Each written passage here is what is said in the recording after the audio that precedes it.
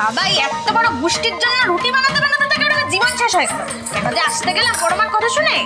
এই বেশি পটর পটর করিস না তো, তাড়াতাড়ি হাত চালিয়ে রুটিগুলো কর, সবাইকে খেতে দিতে হবে তো। দিচ্ছি তো, আমি তো মানুষ, আমি তো মেশিন নই। উফ, পটর পটর পটর পটর, যা যা চাগুলো দিয়া যা। হাত খুলে গেল আমার এই রুটি বানাতে বানাতে। দেখি এই নাও। দিদি বলছিলাম যে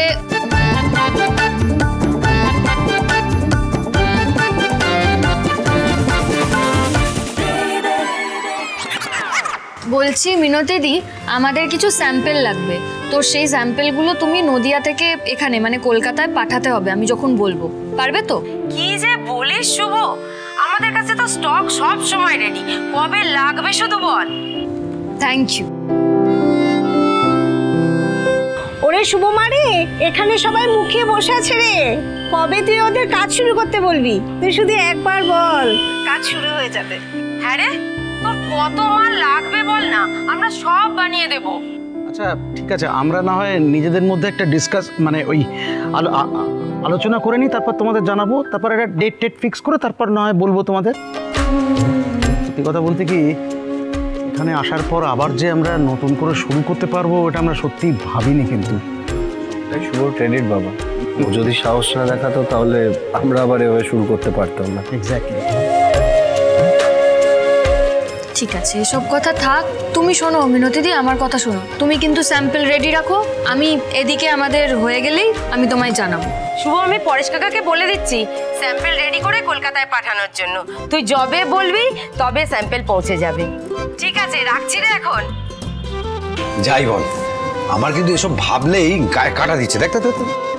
হ্যাঁ দেখেছি, এবার তুমি চুপচাপ চাটা খাও তো। এখন তো তুই আমাকে চুপ করতে বলবি?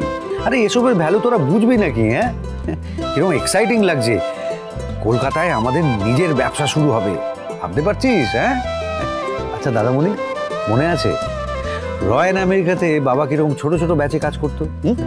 সেসব কি আর ভুলে যাবার?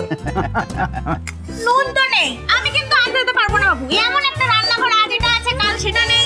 আচ্ছা এভাবে রান্না করা যায় নাকি? আমি কি করবো বল, আমি যদি জানতাম নুন নেই তাহলে তো ব্যবস্থা করে রাখতাম। এই তো এখন জানলে, এবার ব্যবস্থাটা করো দেখি। আমি কিন্তু বাবু যেতে পারবো না, এখন 1000টা কাজ ছেড়ে আমি নুন আনতে যেতে পারবো না। আরে পারবো না বললে কি করে হবে? বাড়ির ছেলেগুলো সব কাজে বসেছে, দেখ মিটিং করছে, নতুন ব্যবসা, তাই নিয়ে কত চিন্তা। আমি কি এখন ওদের গিয়ে বলবো যাও নুন নিয়ে এসো? তুমি কাকে কি বলবে আমি বাবু জানি না, আমি যেতে পারবো না। ব্যাস, যদি কাজ নেই 1000টা কাজ করো এদের জন্য, সারাদিন শুধু খেটে মরো। অদ্ভুত মেয়ে, মেজাজ দেখিয়ে যাচ্ছে, যা নুনটা নিয়ে আয়। আমি পারবো না। কি মুশকিলে পড়া গেল, আমি কি করবো? আমি এখন যাই নুন আনতে। আমার আচ্ছা কি হয়েছে জেম্মা, কিছু আনতে হবে? আরে দেখ না, নুন নেই, এবার কি করব? দোকান থেকে নুন আনতে হবে। ওকে বললাম কমলিকেও যাবে না। আচ্ছা এতে কি আছে, আমি আছি তো, আমি এনে দিচ্ছি। এই তো লোকাল শপেই যেতে হবে, ওখানে তো পেয়ে যাবো।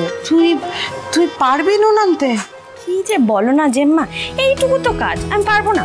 আর সিল আমাদের ইন্ডিয়াতে এনে নিজে একা কত কিছু করছে, আর আমি এই সামান্য দোকান থেকে একটা জিনিস আনতে পারবো না? তুমি একদম চিন্তা করো না, আমি এক্ষুনি এনে দিচ্ছি।